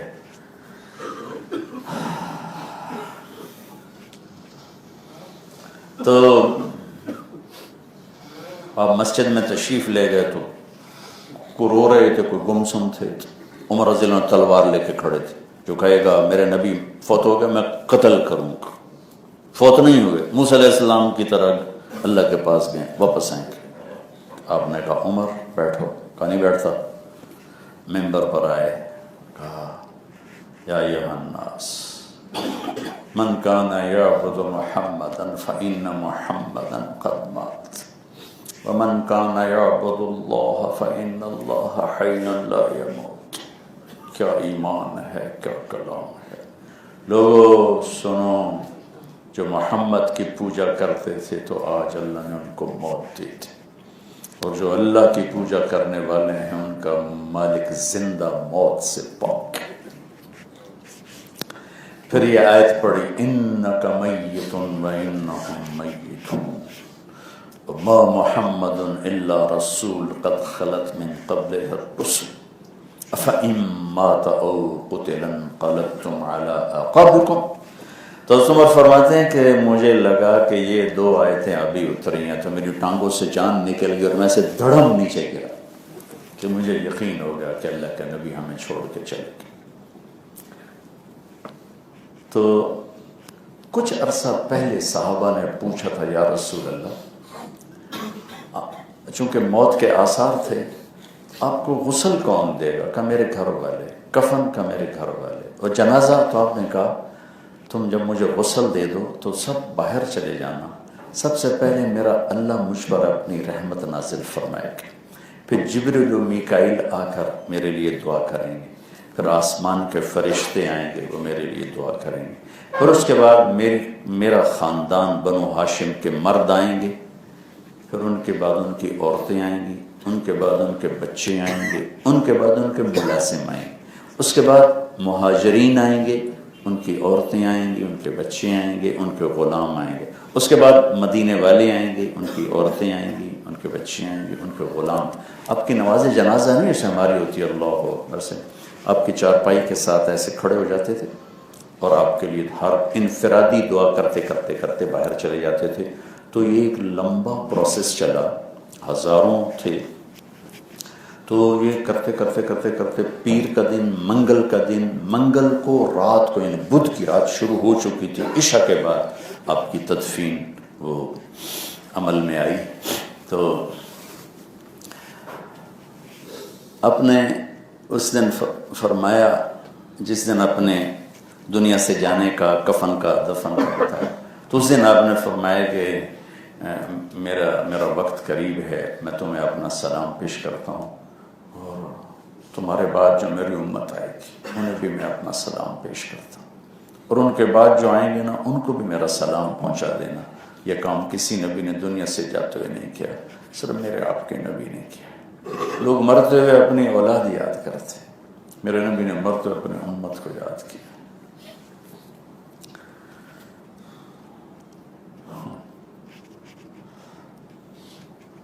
تو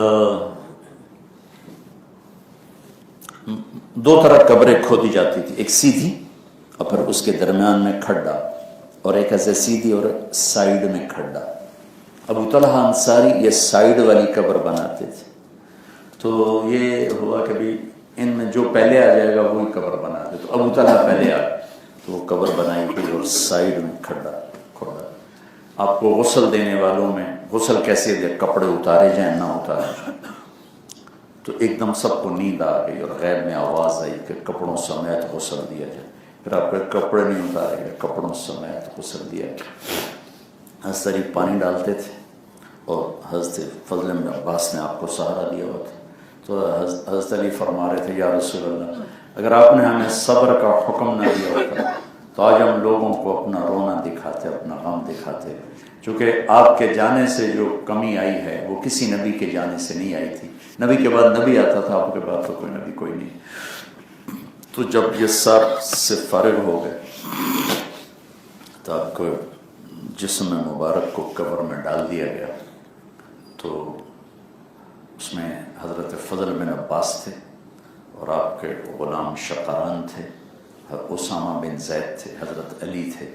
تو جب یہ سارے باہر نکلے تو مغیرہ بن شعبہ ایک بڑے صحابی ہیں، انہیں اپنی انگوٹھی اتار کے قبر میں پھینک دی، پھر حضرت علی سے کہنے لگے میری انگوٹھی گر گئی ہے، میں اٹھا لوں؟ تو انہوں نے دیکھا تو گری پڑی تھی، کہاں اٹھا لوں، ابھی تو بند نہیں کیا۔ وہ تو ایک بہانہ تھا، وہ اندر کو جا کر اللہ کے نبی سے لپٹ گیا اور آپ کے ماتھے کا بوسہ لینا شروع کیا۔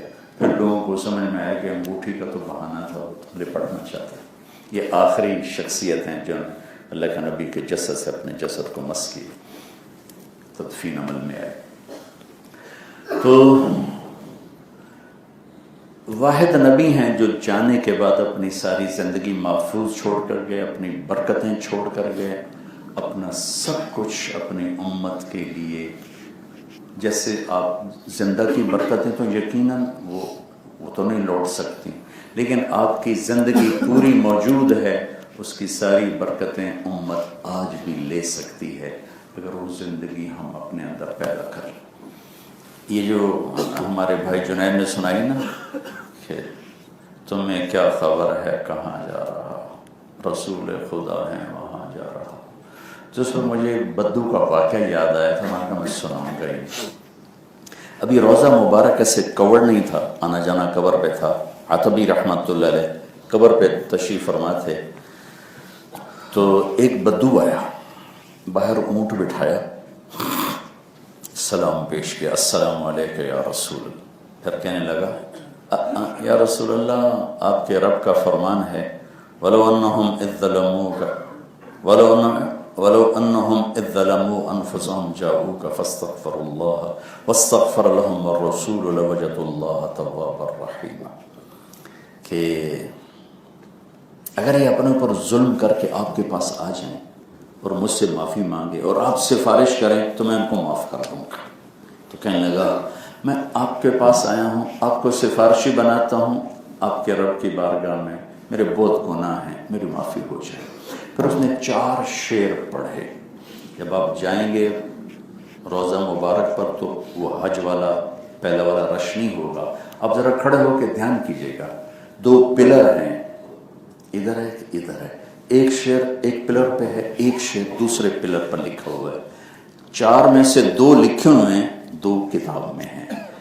یا خیر من دفن فی القاع اعظمہ فطاب من طیبہن القاع والاقع. اے وہ ذات جن کے زیر زمین جانے سے زمین کے اندر بھی خوشبوئیں پھیل رہی ہیں اور باہر بھی خوشبوئیں پھیل رہی. پہاڑ بھی خوشبودار ہو گئے، تہ زمین بھی خوشبودار. یہ ادھر ہے نفس الفداء لقبر انت ساکنہ فیہ العفاف وفیہ الجود والکرم. میری جان اس جگہ پہ فدا جہاں آپ آرام فرما رہے ہیں، آپ کی سخاوت بھی آپ کے ساتھ ہی ہے. 2 شعر کتاب میں کیا ہیں؟ انت الشفیع الذی ترجى شفاعتہ علی الصراط اذا ما زلت القدم. آپ کے تو فعلی پل صراط پار ہوگا، ویسے نہیں پار ہو سکتا. وصاحباک لا انساہما ابدا.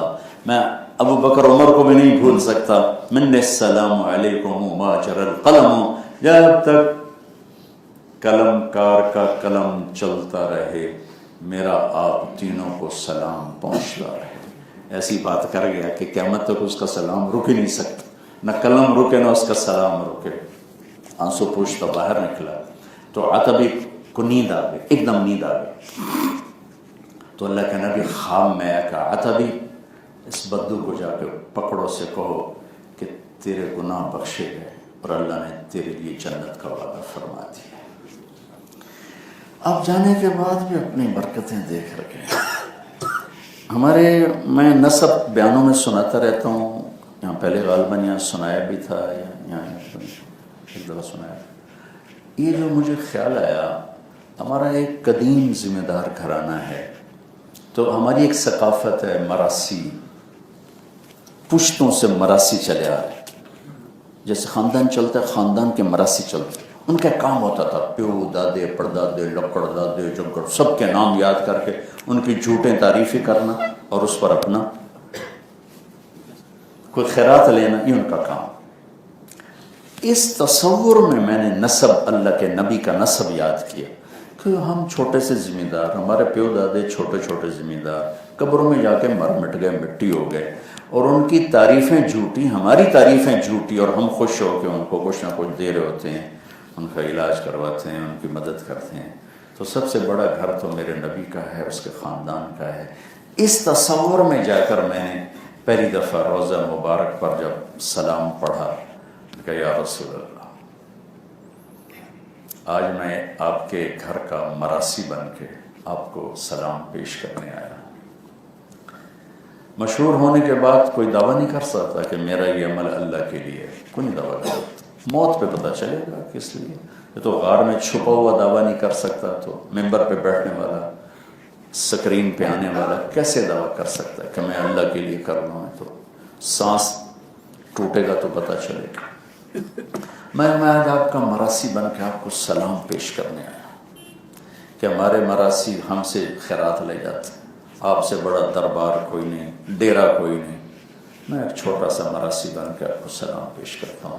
السلام علیک یا رسول اللہ بن عبداللہ بن عبد المطلب بن ہاشم بن عبد المناف بن قصی بن کلاب بن مرہ بن کعب بن لوی بن غالب بن فہر بن مالک بن نذر بن کنانہ بن خزیمہ بن مدرک بن الیاس بن مدر بن نزار بن معاذ بن عدنان بن عود بن حمیسہ بن سلامان بن عوس بن بوز بن قموال بن ابی بن عوام بن ناشد بن حذا بن برداس بن یدلاف بن طابخ بن جاحم بن ناحش بن ماخی بن عیفی بن عبقر بن عبید بن الدواء بن حمدان بن سنبر بن یثربی بن یحزن بن یلحن بن ارعوى بن عیدی بن زیشان بن عیسیٰ بن اقناد بن ایہام بن مقصر بن ناحد بن زارع بن سمی بن مزی بن عوض بن حرام بن قیدار بن اسماعیل بن ابراہیم بن آذر بن ناحور بن سروج بن رعوب بن فائج بن عابر بن ارفخشاد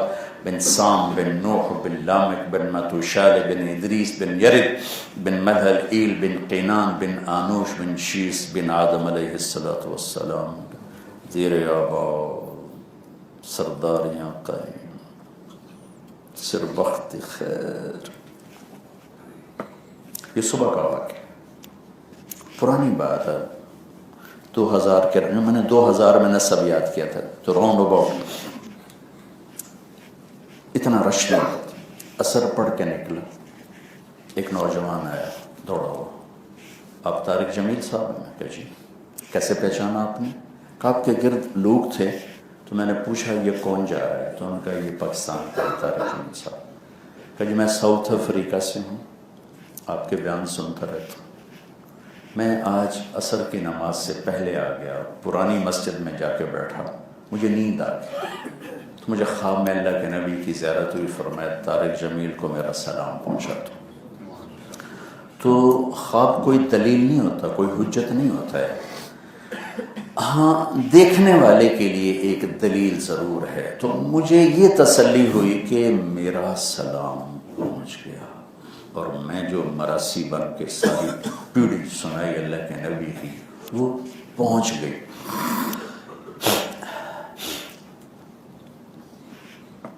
دو چھوٹے چھوٹے واقعے سناتا ہوں. ہم گئے عمرے پر ساری فیملی.